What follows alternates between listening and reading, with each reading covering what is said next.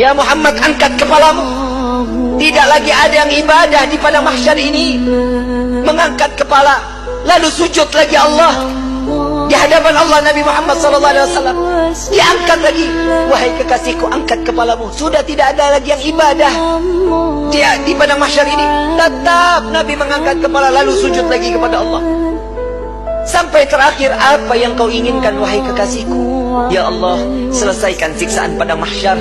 Biarkan mereka, masukkan mereka ke mizan penimbangan amal baik amal buruk mereka. Ya Muhammad, engkau meminta tanpa sujud kepadaku, aku akan memberikan apa yang kau inginkan. Nabi Muhammad SAW tanpa sujud, jika dia meminta kepada Allah, pasti akan dikabulkan. Dengan akhlak baginda Rasul SAW, beliau sujud, tahu beliau adalah seorang hamba yang pantasnya untuk sujud kepada Allah.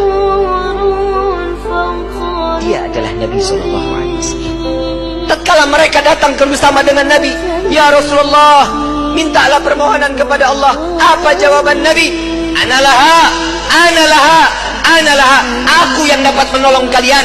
Aku yang akan memberikan syafaat kepada kalian. Aku yang akan membebaskan kalian dari siksaan padang mahsyar di hari ini.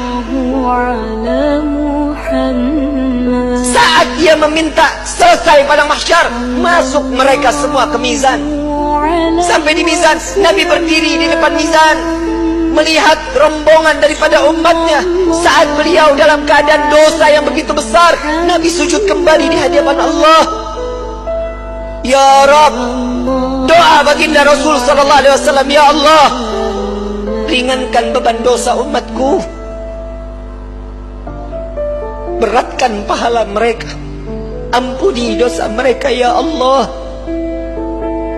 Kita berbuat dosa di atas bumi Allah. Nabi yang terus menerus, sampai di mizan pun Nabi sujud kepada Allah agar kita diselamatkan, dibebaskan, agar masuknya kita ke dalam syurganya Allah. Setelah mizan, Nabi SAW berdiri lagi di sirat. Saat dimana jembatan tersebut, satu helai rambut dibelah menjadi 7, tajamnya luar biasa. Di bawahnya neraka jahanam. Nabi menunggu sampai ada umat yang ingin tergelincir, dipegang oleh Nabi, dituntun sampai di ujung daripada jembatan tersebut. Nabi menjaga umat sampai saat di dalam surga kelak, Nabi berdiri di depan pintu surga, tidak masuk ke dalam pintu surga, menunggu satu persatu agar masuk, mereka dimasuk ke dalam surga. Sampai di dalam riwayat Siti Fatimah bertanya, ya Rasulullah, untuk apa kau berdiri di depan pintu surga? Aku menunggu umatku. Jika satu yang tertinggal belum masuk ke dalam surga, maka aku tidak akan pernah masuk ke dalam surganya Allah. Huwa Muhammad, dia adalah Sayyiduna Muhammad. Sampai di dalam satu riwayat lain, Rasulullah izin kepada Allah melihat daripada daftarnya, umat satunya belum masuk ke dalam surganya Allah. Nabi berbincang kepada Allah, ya Rabb, izinkan Muhammad untuk memeriksa neraka. Sampai beliau masuk ke dalam neraka, mencari umatnya, lalu setelah itu diambil, lalu dibawa masuk ke dalam surganya Allah.